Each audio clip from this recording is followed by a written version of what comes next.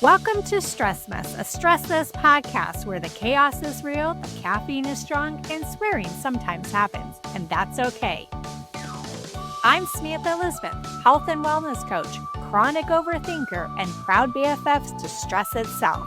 Here we're ditching perfection, embracing unfiltered real talk, and making mindset shifts that might just keep us from screaming into the void. Let's get messy.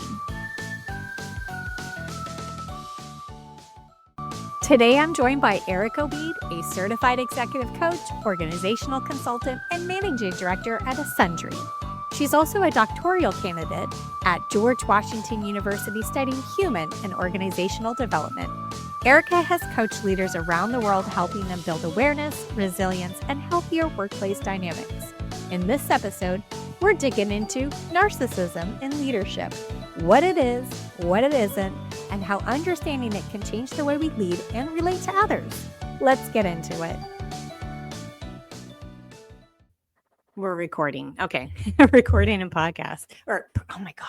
Why? I cannot speak today for some reason. I had kind of a stressful morning, to be honest with you. Do you want to talk about it? No, yes. Can you counsel me on this morning? Because I can coach you. Yeah, coach me on this morning. So, and welcome to the podcast. Let's get to the actual subject here, but I'm just going to vent for like 2 seconds.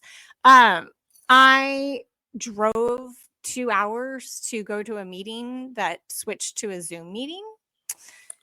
So then I was down there and I had to take patient calls in my car, which is unprofessional to me, but I was still dressed nicely. And then I went into the clinic that I'm working at, and nobody was there. So it was just me. And I'm like, well, why am I here? So I'm just going to go back home. So I drove. Luckily, it was only an hour back because when I was going down, it was in a terrible commute. And then, but when I was leaving the clinic, I discovered that somebody had shat on the ground, and I had to clean it up. So I was cleaning up somebody's literal shit, and I was like, okay, this is an awesome morning. And then I got yelled at, and I'm like, oh my gosh, I said, can I get a mulligan on today? You're having a day. Yeah.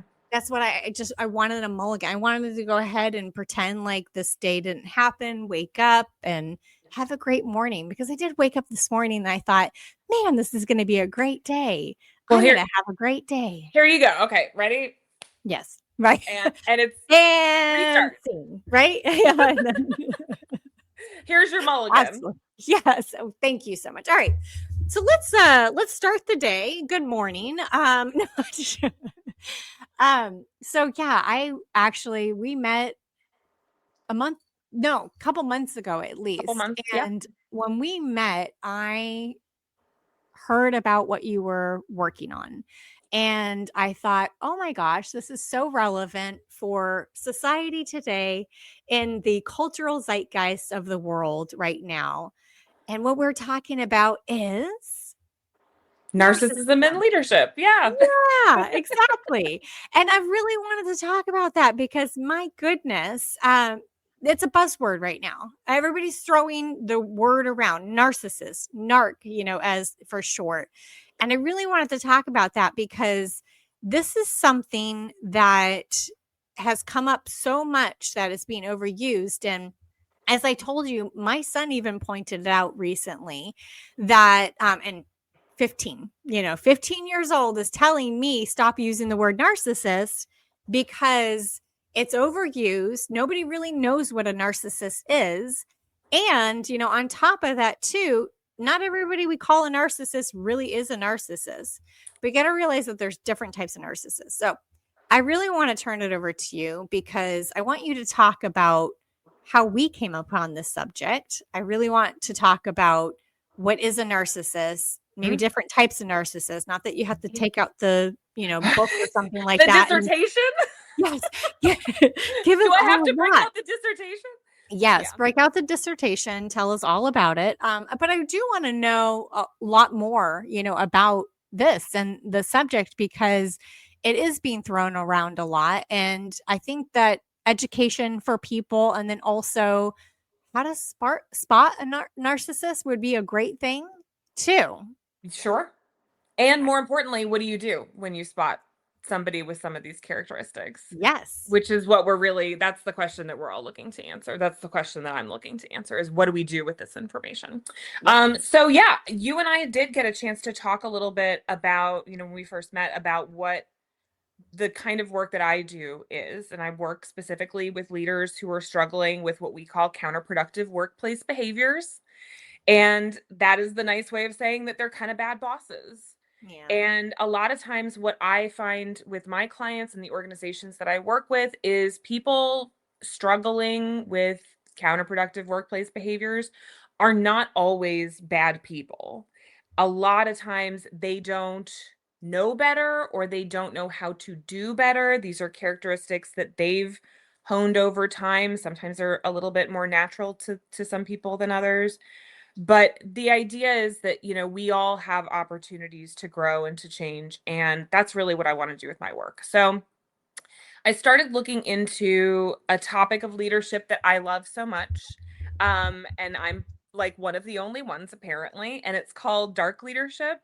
That is narcissists, Machiavellians, and corporate psychopaths.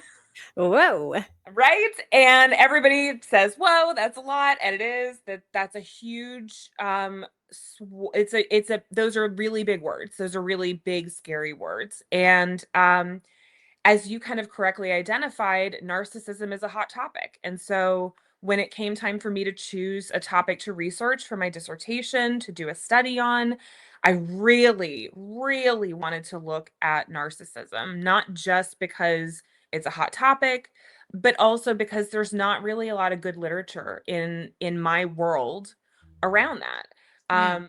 And so one of the things that I got really interested in when I was looking at the narcissism literature is how weirdly defined this construct actually is. So you pointed out your son already knows. The word doesn't mean what everybody thinks it means right now. When we say narcissist, that is a clinical diagnosis that I am not capable of making, that you are not capable of making, that nobody except that individual's psychotherapist is capable of making. And so when people say, oh, that's a narcissist, and that's a narcissist, and that's a narcissist, and my boss is a narcissist, my ex-husband is a narcissist, yeah, maybe, but you don't know. And they may not even know. So we don't really need to toss that word around for people. I think the other important definition, or the other important topic that we need to talk about, is that we do have a really clearly defined understanding of what a narcissist is. What we struggle to understand is the what we struggle to understand is that there are people who are, how do I want to say this? What I want to what I want people to understand is that there's a continuum here. And so narcissism exists on a continuum. There are people who are high in narcissism but are not at a clinical level. And when I say not at a clinical level, their lives are not being disrupted by this, their work is not being disrupted by this, their relationships are not being disrupted by this. They can still care for themselves. They're not at a clinical level, but they are high in narcissism. And then you have people who are really low in narcissism. And when you are super low on that spectrum, that can lead to its own problems, lack of self-esteem, lack of self-confidence. And so when you hear the word narcissist, it's not usually very productive. I like to talk about narcissism, which is a collection of characteristics, which we're pretty familiar with. And I like to think of it as you're high or you're low. And if you meet somebody who's high in narcissism, there may be things that you can do to make your relationship with them more productive, to make your work with them more productive, or at least to understand what they're going through so that you can make the best decisions for you. Yeah, absolutely. Well, let's talk about the characteristics, that Mhm. we typically see in a narcissist. And I think there are different types of narcissism, right? And There because I know are. You said that it's in a continuum and it's kind of like a spectrum. There's a spectrum of, low in narcissism, to high in narcissism. But what kind of characteristics do we kind of see on that spectrum? Traditionally, what you see in somebody who is high in narcissism is grandiosity.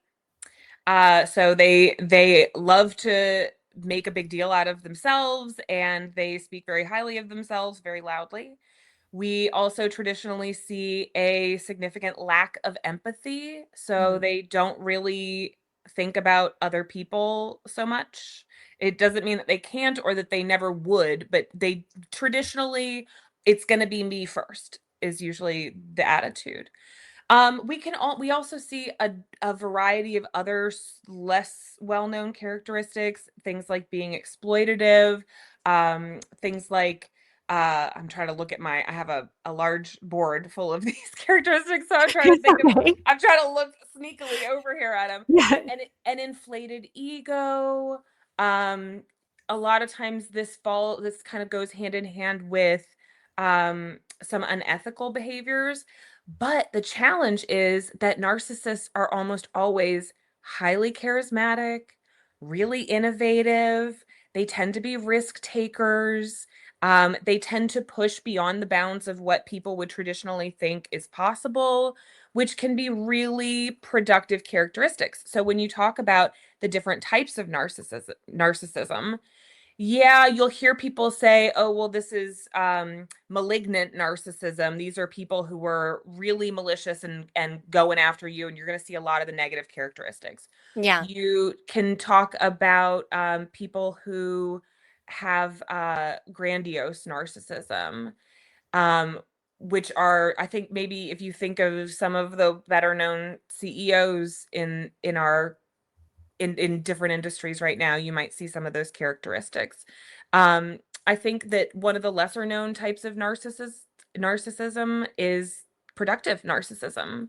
Mm. There's an excellent book by Dr. Mike McCoby, and he's a consultant in DC. He wrote a book called The Productive Narcissist that talks about the different characteristics of narcissism that are really valuable to people and for organizations. Mm. And so there's a really broad definition of characteristics. I mean, for my dissertation, I probably found maybe 75 different characteristics in the literature to describe narcissists. It's Wow. much lower than that. Yep. When you look at the clinical definition of narcissism, they have about 12. And I think to be a clinical narcissist, you have to fit at least 8 or something like that. Yep. But I think that it's really important to remember that there's a lot going on here. And Mhm. so typically when we think of a narcissist, we think of somebody who is very charismatic, grandiose, and most importantly, lacking in empathy.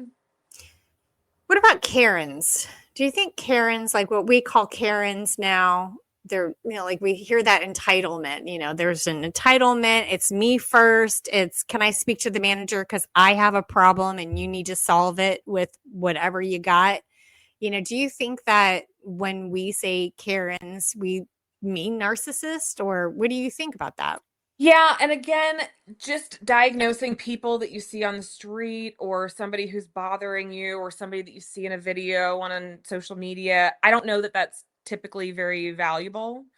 I Yeah. think the most important thing to think about when you see somebody who is exhibiting some of these characteristics is that deep down, those characteristics are designed to mask a deep insecurity and Mm. fear. Hmm. And so when you see somebody, I have seen the Karen videos. I do not tend to watch them because they make me a little angry.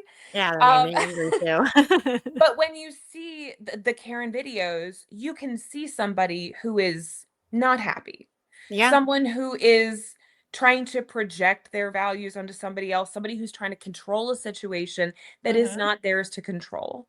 And ultimately, that is an unhappy person. Now, why you are unhappy is not my business. Mm. But for me, I can look at that person and say, I have empathy for you that you are miserable. And I feel bad for that. It doesn't excuse your behavior. It is, what do they say? It's a context, not an excuse. Yep. However, it makes it a lot easier to deal with that kind of behavior when you recognize that you're in a better place than they are and they're struggling to find something that they can put that energy into. Yeah, absolutely. I mean, because I think that a lot of times when we are cut off by somebody in traffic, we go, "What an idiot!" You're characterizing that person generally as an idiot when they just made an idiot move, or maybe they made a mistake, or something like that. And they can't excuse them for that one bit of behavior.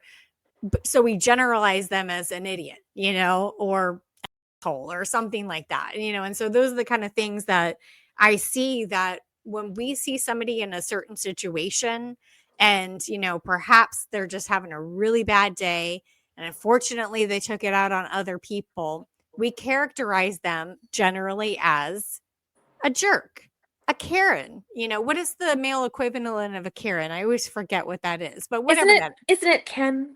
is. It a Ken? Is it a Ken or a Kevin? I Oh, can't is remember. it like Ken from the Barbie movie? Where I love Ken. yeah. I mean, of course you love him in the end, but that time when he did the, CASA thing and everything, Yep. you're just like, "Oh my God, this Well, guy." and the most important thing in that situation is when you're riding around telling yourself that everybody is a jerk or a Karen or a Ken or Kevin or whatever it is, Yep. when everyone's an idiot, when everyone's a narcissist, then you end up in your own mind living in a world that is full of terrible people. Yes. And that is just not the truth. It also doesn't make you happy. And I think we've all kind of noticed based on our screen time, I think we've all kind of noticed that it makes you feel bad when you Yeah. get to a place where you think everybody is terrible. Yeah. And so it's one of the reasons why I want to caution people, like, don't run around diagnosing everybody in your life as a narcissist, because you're not going to be happy living in a world full of narcissists, Mhm. even though ultimately we understand that that's not the case. But in Yeah. your mind, you create a construct, you box yourself into a construct where everybody around you is terrible. And that is a recipe for a miserable life as well. I completely agree. And I gotta say that, a lot of times, yeah, people do put that label on other people and say that they're a narcissist. I did also hear too that if you are questioning, am I a narcissist? And then also seeing other people come out and saying, I'm a recovering narcissist, meaning that they've identified, yes, I am a narcissist. I can go to those tendencies. But if somebody is asking themselves if they are a narcissist, are they really a narcissist? I don't know that that's a hard and fast rule. And again, I'm sure that there are people who would look at some of these characters. I'll give you an example. So when I started to research this material, obviously, just as any medical student going through their first pathology class, they're gonna go home and think that they have every disease that they're looking at. So I'm looking at narcissism in leadership and in organizations, and I started to recognize some of these characteristics in myself. And to be honest, I'm probably a little bit higher in narcissism than some other people. There have been times that I have been accused of being grandiose. There are times that I have been accused of being full of myself, and that's fair. However, I think that being able to look at some of these counterproductive behaviors and say, without labeling yourself, say, you know what, these are areas that I might need to work on. It doesn't really matter what the diagnosis is. If you go to a clinician and they diagnose you with narcissism, then you have work to do with your clinician. Mm, But if you have never been to a psychologist, if you have never been tested for this, don't label yourself like that. Let's just go yeah. straight to the behaviors. Are you lacking in empathy? Is that a characteristic that you would like to work on? Then we have tools for that. We have Yeah. the ability to build skills around that. Are Hmm. you somebody who is exploitative? Are you somebody who has trouble receiving feedback or criticism? Then we have tools that we can use to develop those skills in you. I think it's much more important for us to recognize that these characteristics naturally exist in all of us, Hmm. and that we can at any moment slip into a place that is unproductive, or we can choose to sit down and be self-reflective and say, there are things that I need to do to build a better me. Yeah, I'm going to be like totally honest because I'm a hypochondriac. I always say I have slight hypochondriac. So like if something's wrong with me, I'll go on the web and I'll look it up and I'll say like all of a sudden I'm dying, right? The next day, because Exactly. WebMD told me I am. So like, that happens, but I do the same thing with problems sometimes too. Yeah. Like if I have a problem in my head, it is way bigger of a problem than it actually is in reality, like it should be. And sometimes I have to, and this is something that I do with my coaching clients too, I have them kind of like feel like they're going to take the problem outside of themselves and put it on a piece of paper in front of them, away from their body, and say, this is the problem. Now, if your friend was having this problem, what would you say to them? Would you be freaking out as much as you do?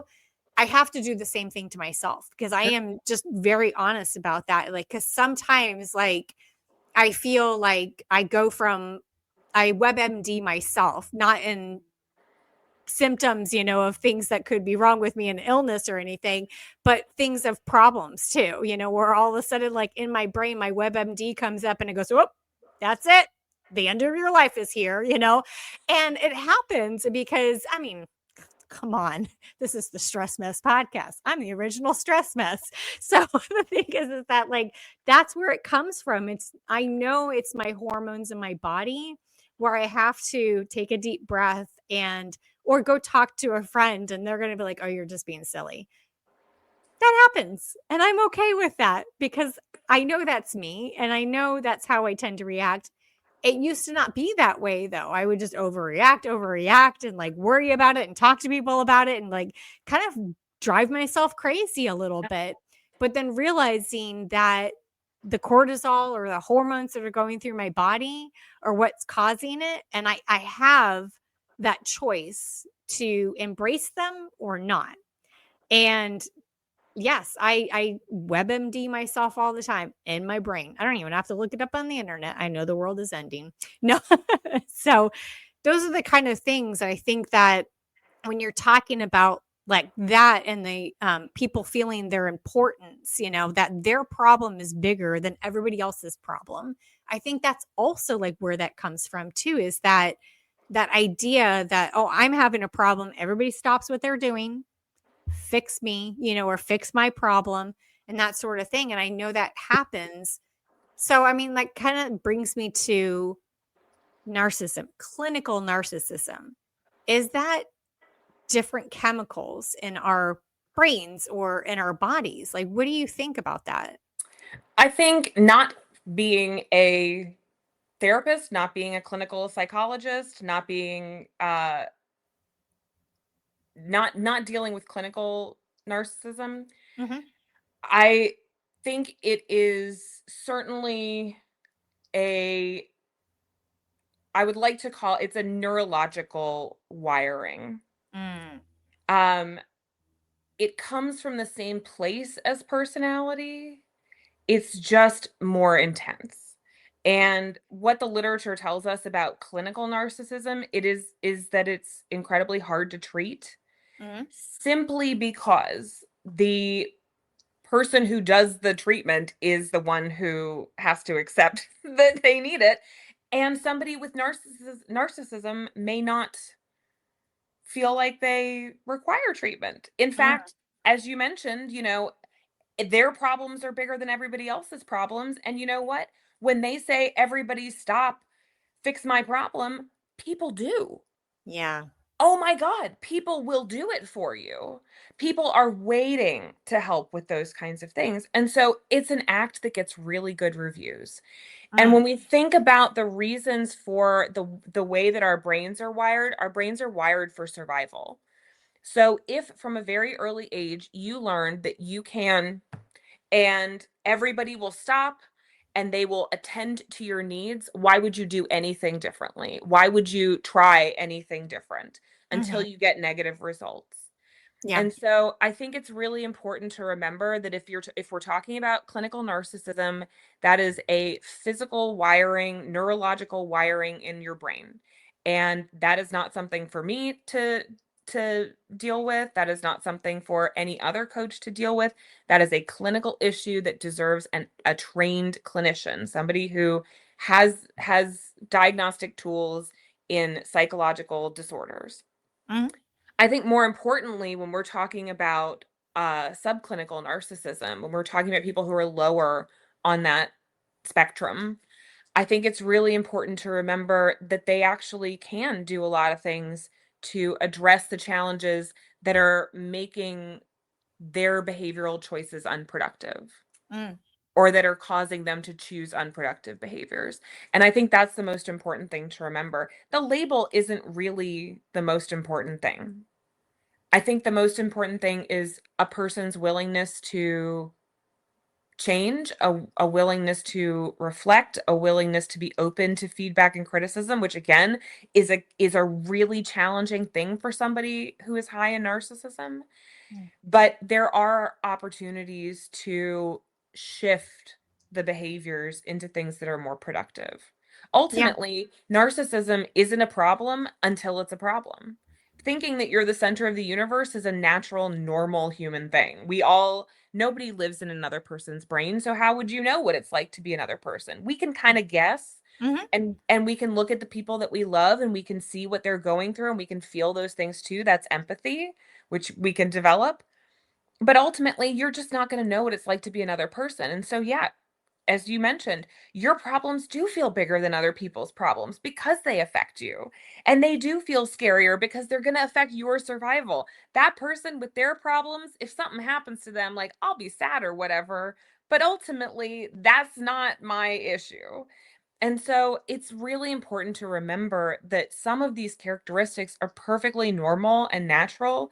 It's the degree to which we feel them, and it's the behaviors that we choose when we feel that way. Wow, that's really powerful. Really. I mean, because the thing is that it makes me feel, and I know that like my child growing up, and I think this is the way for most children, there is a lack of empathy when they're like when they're children. It's that meme, where a parent falls down the stairs and they're at the bottom of the stairs and they're like, help. And the child walks up and says, can you make me a snack? Yep. And because like the child has no empathy for the parent that fell down the stairs because they're like, whatever state you're in, I need a snack. And I think about my own child and I think about like, how can I raise them to not be a narcissist? And I understand that there are good qualities in that, but like, how do you prevent your children from growing up and being a burden on other people in that way? First of all, don't worry about that. Don't frame that like that. Nobody's raising perfect children out here, okay? Nobody. Oh no, my child's perfect. What are you talking about? Your child is probably wonderful and probably top 10 children, but not a perfect child. So I think the best way to think about it is the original conception of narcissism, which is it comes straight from Freud. Not my favorite of the founding fathers of psychology, but he had a Mm. couple of great ideas. And one of them was this idea of narcissism. His original theory was that narcissism was a normal part of child development, that you hit a place when you're a child where it does have to be all about you. And again, it goes back to those original um, concepts of survival. When you are a human child, you have to rely on other people for your survival. And ultimately, very young, you start to realize that. So babies cry because they need your attention, because they need you to do something for them. Mhm. And children before they develop, and again, brain development is not my field, but before they develop the capacity for empathy, yeah, they sure don't care about you.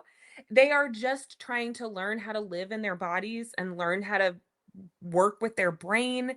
And it's frustrating and it's overwhelming. And really, the only space that they have for anything is for themselves, their own needs, their own feelings, their own thoughts. So Mm. I think when we talk about, raising good people, having grace with your children in that time period when it is all about them, when they're really just struggling to figure out what it means to be human in like the most basic ways. Us when we're older, we have like, what's my purpose, but this is a being that is trying to figure out how to make their body function. So Mhm. like we can chill on some of the developmental stuff, let them get their bearings, and when they're 10, 14, let's start thinking about ways that we can show them what other people are doing, show them how other people live, show them different experiences, let them see hard things and feel empathy and have the space to feel. Sometimes empathy feels really bad Yeah. and it's not all that pleasant. So have a space where they can feel a feeling that is hard without stressing about, how this is going to impact their whole future or how it's going to change their brain today. Like, let's just have a space where they can feel their feelings and have those validated. Ultimately, narcissism is a reaction to feeling insecure about yourself. Mm. And so, if you want to have strong, healthy children in general who are developmentally sound, I think the most important thing is to help them to feel secure, help them to feel secure in who they are, help them to understand their thoughts and their emotions and their behaviors, help Mhm. them to recognize that they can choose those things, Mhm. and give them the space to make mistakes without shame, not Mhm. without consequences. Consequences are important, Sure. but without shame, because Yep. shame and that feeling of, you've heard people say, what is it? Guilt is I did something bad. Shame is I am a bad person. Oh, And yeah. so we can have consequences and we can let kids feel guilty for doing stuff that they knew wasn't maybe the best choice. Mhm. But we don't have to teach them that they're a bad person. And Yeah. when we put shame on kids for stuff, you're much more likely to see an outgrowth of something that is just not going to be productive for them when they're older. Yeah, absolutely. It's one thing that, yeah, and a lot of people know this, when my ex and I were getting a divorce and we have a child together, that was one thing that we knew that our child was gonna have a hard time with, was the whole, like, that we're not a family unit anymore. There's mom's place and then there's dad's place. And that's one thing that we really learned from a psychologist is, I mean, my son was 3, almost 4, when this happened. So definitely during Freud's developmental time from 3 to 5 years old. So we knew that this was going to be a big problem. And so one of the things that we did is, of course, made sure that we were parenting the right way during this time. And they told us, and this is something that I still use to this day, and I actually use with other people too, to tell them that they are safe and they are loved. And I keep using this, and I even use it with working with employers for their employees. Is to say, if you can help your employees feel safe and loved, that just means psychological safety within the workplace Yep. and also valued within the workplace. And so I remember there was times that my son would have these, I don't want to say meltdowns, but these times where things were just really tough, as he was growing up and turned 4 and then, 5 and so on. And we probably broke that around 8 years old, but there was times that it just frustrated and that sort of thing. And I would just hold him and I would just rock him and say, you are safe and you are loved. You are safe and you are loved, over and over again, until he felt it, because of course he wasn't receiving that message at the time. And I still do it to this day. And in fact, sometimes when I'm self soothing myself, I say, I am safe and I am loved. I'm sorry, I'm going to start crying all of a sudden about that because it's like, Because it feels so good to hear that. yeah, I mean, because then Yes. I think like, okay, I'm safe in my home right now. It's not like I'm in the middle, of something terrible that somebody else might be going through. Okay, I'm safe, let me go ahead and count on my fingers and toes of how loved I feel by other people, or by just to reassure myself when I get into those moments of the WebMD in my brain, that like, and I think that's something very valuable that other people can learn from themselves too, is that they feel that, and they tell other people that too, especially those people that are having a really hard time. Yeah. And I know it's really hard when you get into a depression that you don't feel safe and loved. And it's that fixed mindset or negative mindset versus the growth and positive mindset. And so that's the thing is that helping somebody get to that more positive or growth mindset of feeling safe and loved, that's really important, to help somebody get to that point, because that's where growth happens. When somebody doesn't feel safe or loved, You're they not feel going to see stagnant. anything. Yeah. If somebody is not, and this is the most important thing when it comes to coaching and development, if you have a client who is perhaps exhibiting some of the characteristics of narcissism, you can go ahead and infer that that is a reaction to insecurity. So, Mm. guess what doesn't help that? Screaming in their face that they're a narcissist doesn't help that. Yeah. It's going to create more distance. Cutting Right. them off doesn't help that. Yeah. Um, trying to take them down or subvert them. I've heard lots of people, and lots of people have asked me, what do I do when I work for a narcissist? What are the tricks that I can use to get back at them? And it whatever you're gonna do is gonna fuel that response from them. The Mm. most important thing that you can remember about a person who exhibits these characteristics, again, they're dealing with their own insecurity and shame. Mm. They are making themselves unhappy.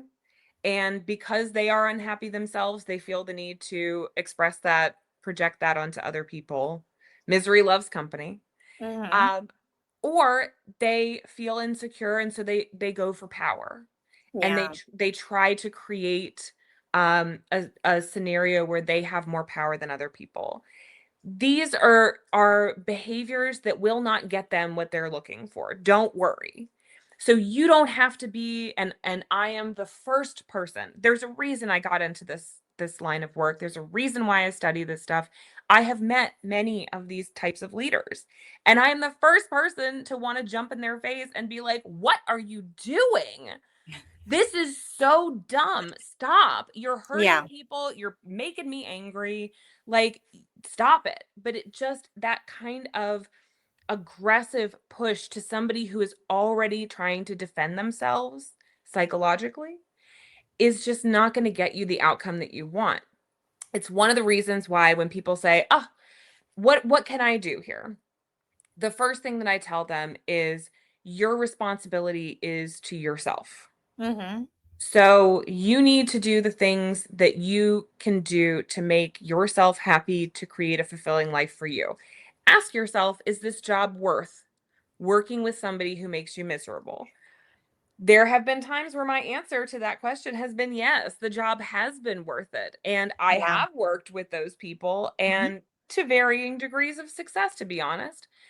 But that's for everybody to determine on their own. That's an individual decision. Sure. The second thing that I think is really important is, again, to remember that they're miserable and to not try to make them more miserable because they're spreading that around. Yeah. That's going to look bad on you. It will probably make you a target. And so the most important thing is to take a step back, try to have empathy for them. The characteristic of a narcissist, the hallmark characteristic is a lack of empathy. Well, we don't want to be like that. So Yeah. let's just go ahead and try to have a little empathy for them, try to give them some grace. There are plenty of techniques that are very useful when you're, in that moment with somebody who is exhibiting some of these characteristics. People Mhm. who won't listen, people who are yelling at you or treating you like crap. I've been there. There's a technique called gray rocking that is you can find it anywhere, but the idea is that you just become an uninteresting gray rock. You don't flatter them, you don't criticize them, you don't acknowledge the crazy, wild, grandiose things that they say. You just stick with the facts and then you go away and you leave them to their thing. You make yourself so uninteresting that they don't even bother to put the show on for you, which is really what we want because the show's annoying. Mhm. The other thing that I would say is that because narcissism tends to go hand in hand with some really unpleasant behaviors, particularly in the workplace. Document everything. Just go ahead, and you don't have to say it to HR immediately, but I had a spreadsheet on my laptop that I would go to and just jot down some notes, just in case one day there were people who needed it or the police needed it. I mean, who knows? But the point is that, like, you just document everything and make Mhm. sure that you're keeping track of the things that are going on with you. Yep.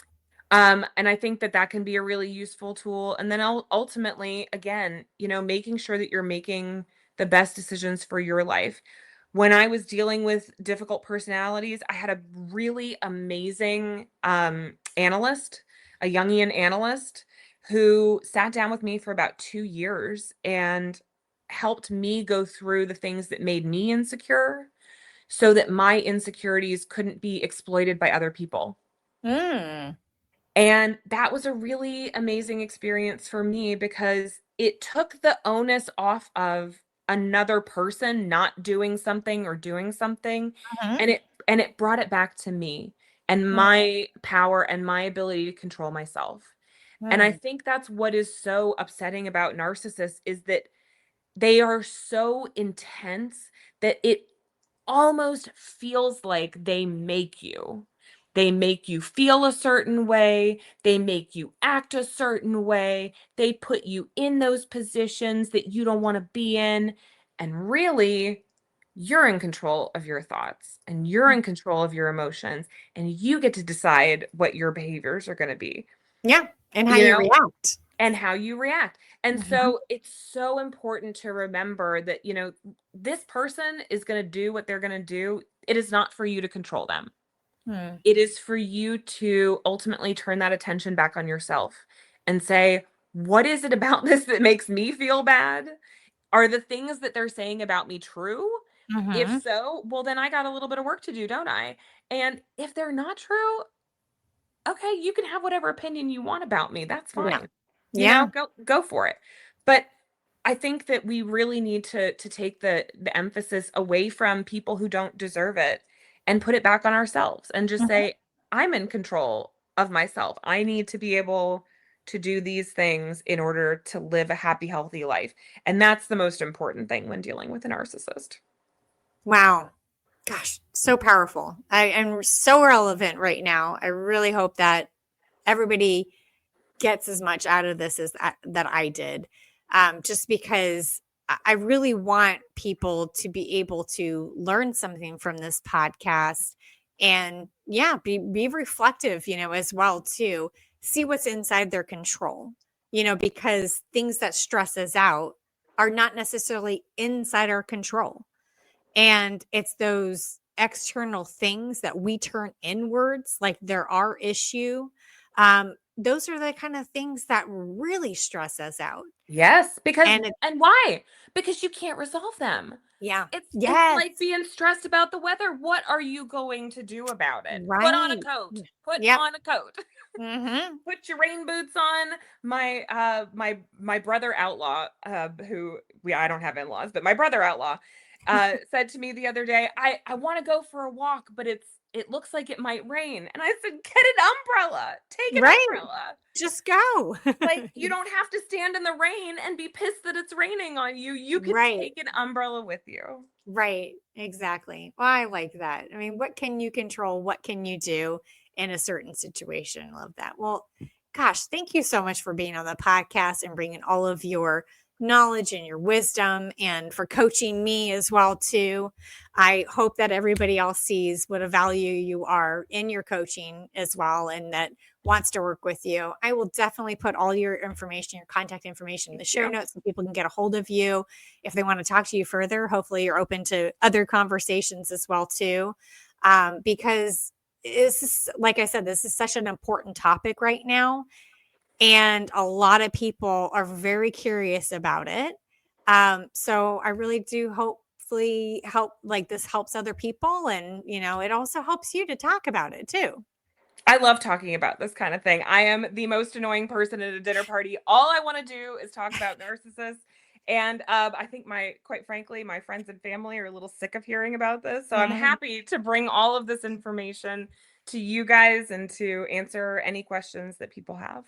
Oh, believe me, I know when I'm at a dinner party or I'm out to eat with people and I'm a health and wellness coach, a lot of people go, I'm ordering the fries. I don't usually have fries. I'm, like that sort of thing. And I'm like, yo, like no judgment, like whatsoever. Like, why are you justifying what you're ordering to me? Like I'm going to judge you. And I think that's a lot of times, like when people sit down and they have a psychologist or psychiatrist friend, they think, oh, this person is judging me and they're going to diagnose me right now. And so they're like minding their P's and Q's around them a little bit, but it's like, no judgment. The best quote I've ever heard, and I don't know who it came from. It's one of those things that you just hear in passing.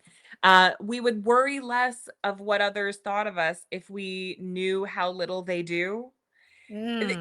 Your psychologist friend is already in their own head diagnosing themselves, paying attention to what's going on in there. They're not looking at you. You're already thinking about what you're eating at dinner. You're not looking at somebody else's plate. Like it is much better to live your life recognizing that other people are concerned with themselves just as much as you are, which is again another reason to not label everybody a narcissist. Just because somebody is concerned with themselves before you does not make them a narcissist. Thank you so much. This is wonderful. Thanks so much for being on the podcast. And any final words before we sign off for this time? It was great to be here. Thank you so much.